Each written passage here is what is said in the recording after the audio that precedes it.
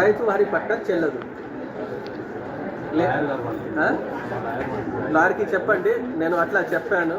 Okay, lawyer చెప్తే నేను చేయాలా అంటే నేను చెప్పిన పరంగా లాయర్ చేయాలి.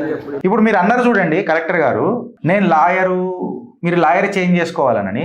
అంటే మీ అసమర్థత అనేది క్లియర్ కట్గా బయట చెప్పిండ్రు, నాకు శంషాబెట్టికి ఎక్కితే షటాక్ లేదనని. ఇది యాక్సెప్ట్ చేయండి. రాజులు గారు మీరు 2 బండ్లు వేసుకొని తిరుగుతాడు. సింగరేణి కాలనీస్ నుంచి ఒక బండి సంపాదించిండు, ఒకటి సరిపోతలేదు. ఆదిలాబాద్ అన్డివైడెడ్ ఆదిలాబాద్ డిస్ట్రిక్ట్ లో కూడా ఎప్పుడు కూడా ఏ జిల్లా కలెక్టర్ 2 వెహికల్స్ వేసుకొని తిరగలేదు. ఈయనకు ఒకటి సరిపోతలేదు అఫీషియల్ వెహికల్, ఇంకొకటి Haryana registered Singareni colonies vehicle తీసుకొని. ఇంత నష్టాలు ఉన్నాయి సింగరేణి కాలనీస్ కంపెనీకి, వెహికల్స్ ప్రొవైడ్ చేయాల్సిన అవసరం ఏమొచ్చింది? జిల్లా కలెక్టర్ కి వెహికల్ ప్రొవైడ్ చేయాల్సిన బాధ్యత గవర్నమెంట్, సింగరేణి కాలనీస్ కాదు కదా. అవును. ఇంట్లో ఒకటి ఫ్యాక్ట్ ఏంటంటే, నేను ప్రభుత్వాన్ని ఎన్కేసుకొస్తలే, ఒకటి గుర్తుపెట్టుకోండి.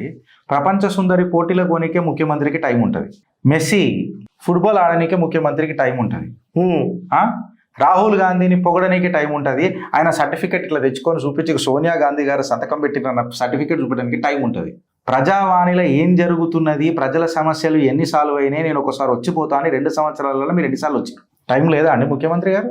మీకు ఎందుకు ఓటేయాలండి?